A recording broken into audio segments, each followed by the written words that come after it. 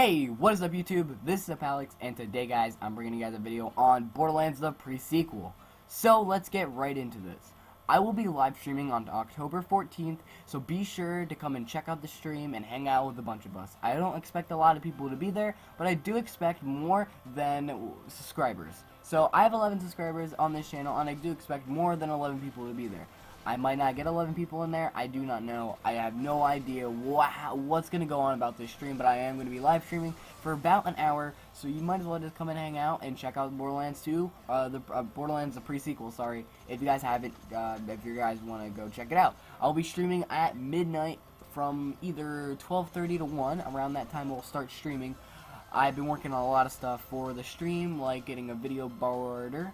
I was gonna say banner, that's why it sounded weird, but I got a video border set up and everything, and also I've been working on the thumbnails that I'm gonna be using. So for the videos, the walkthroughs, so there should be a thumbnail on screen. That is what I'm gonna be using for the walkthroughs.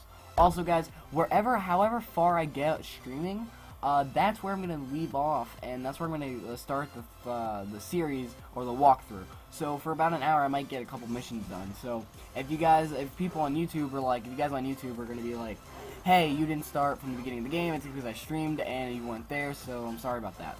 I don't feel like playing it over, even though I just played, that's the whole point. That's about it.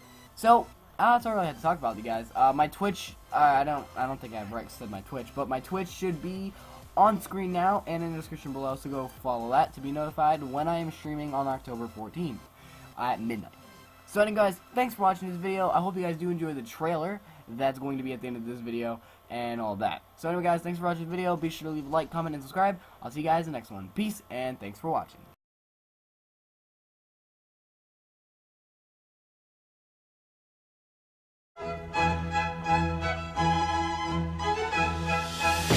Hi, y'all. I'm Mr. Torg, and I love you! And I am Sir Hammerlock, gentleman archaeologist.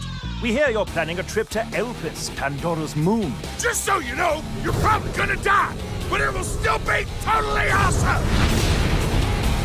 Elpis is a most controversial locale. You see, between the events of Borderlands and Borderlands 2, the man who would eventually become Handsome Jack hired 4 Vault Hunters to save mankind from a brand new evil. These escapades are chronicled in Borderlands The Pre-Sequel, which is an invented word denoting both prequel and sequel. Shakespeare! Reading. You've likely killed many things on Pandora already, but things are quite different up here on Elpis. For realsies! Yes, for realsies. The gravity is even lower, so you can jump extremely high into the atmosphere for acrobatic gunfights. Additionally, if you have an oxygen kit, or an Oz kit as the locals refer to them, you can slam down from great heights to squish your enemies to death. This maneuver is called a gravity slam! Do not call it a butt slam! You can also find upgraded Oz kits that add elemental damage to your slams, like fire or shock, or acid or explosions, or I have changed my mind, you can call it a butt slam! Butt slam. But that's not all Oz kits can do! You know what's better than jumping? Cuddling with someone you love very much! You know what's almost as awesome as that? Double jumping! Double jumping allows you to reach all new areas and traverse the environment with greater freedom than you ever had on Pandora! But Oz kits aren't the only loot you'll find on Elpis! Whispering! I know how much you like loot, because we are best friends, and I put your needs before my own! Well said, Mr. Torg. Pandora has 87 bazillion guns, but Elpis has even more. Take the new cryo weapons, for instance. For the first time ever, you can freeze an enemy with cryo damage, which will immobilize them and make them utterly helpless. Once you've done enough damage to them, they shall shatter into tiny little ice shards. Or maybe you're too cool for freeze weapons. Maybe you're more about blasting stuff with space science. Lucky for you, Elpis is chock full of laser weapons. You want to pew-pew somebody with a blaster rifle? You can do that! You want to fire a massive railgun blast that kills a bad guy in one hit? No problem! Heck, Elpis even has laser shotguns! Laser shotguns! You're welcome! Not only that, besides this even made a continuous laser beam that looks just like the one from that movie Ghost Dad! And if you get a piece of loot you don't like, 3 items to grind. you can always toss it into the brand new grinder machine. Put less awesome things into the grinder, grind them up, and get something moderately more awesome. But who will be using all this loot, you ask? Easy. 4 brand new Vault Hunters. A cyborg mercenary, a gunslinging sadist, an annoying robot, and a deadly gladiator. Gender equality! Wilhelm the Enforcer uses his 2 surveyor drones to tear up the battlefield. Wolf, his offensive drone, flies around attacking enemies, while Saint, his defensive drone, hangs back and heals Wilhelm like a true bro, as Torg would say. I would say that! You can also outfit Wilhelm with cybernetic enhancements! All systems are a go! Welcome to Robot Punch City! Population, everyone's faces! Nisha the Lawbringer does not even give a tenth of a With her showdown skill, Nisha automatically locks onto nearby enemies and gets increased everything! Gun damage, fire rate, reload speed, accuracy! If she's pissed enough, she can clear out an entire room in only a few seconds! Every time she takes damage, she also gains a stack of order! If she gets enough order, Nisha can use a lightning whip to do a downright bananas amount of damage to the enemies in front of her! That's right! Nisha likes dealing pain just as much as she likes receiving it! Which may seem weird to you, but don't judge! Whatever gets you there. Athena the Gladiator is unstoppable once she pulls out her kinetic Aspis shield. The more enemies shoot at Aspis, the more damage it does once Athena holds it like a weapon. She can even upgrade it to ricochet off multiple enemies. Athena can also use her sword to make enemies bleed.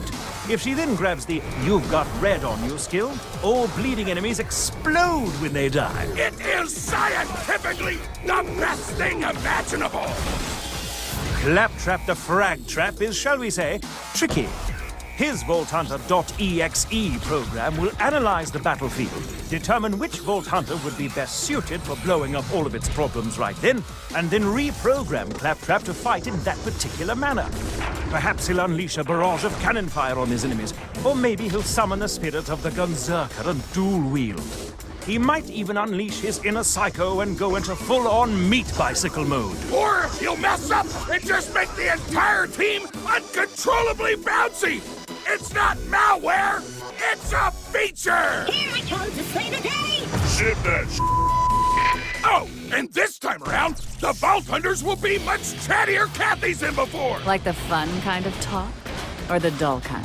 This is so friggin' hot. While the old Vault Hunters didn't have much to say outside of combat, these 4 new badasses will have lots to say about the story and their place in it!